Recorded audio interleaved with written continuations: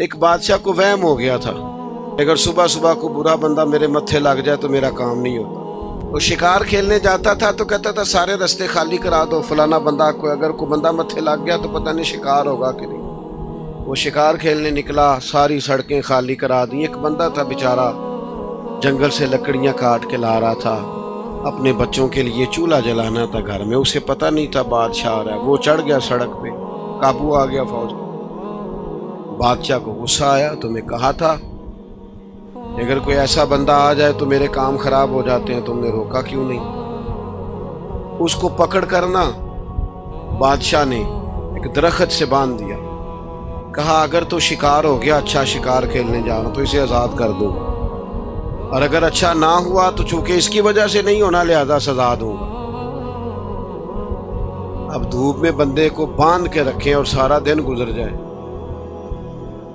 شام کو عصر کے بعد بادشاہ واپس آیا، کہنے لگا کھول دو اسے، میرا شکار بڑا اچھا ہوا ہے،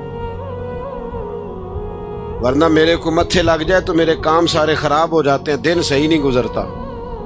اب وہ صبح سے بیچارہ بندہ ہوا تھا، تنگ آمد بجنگ آمد، بندہ تنگ آئے پھر وہ سخت باتیں کرتا ہے۔ وہ بندہ کہنے لگا مرنا تو ہے ہی پر کچھ اچھی بات کر کے مرے۔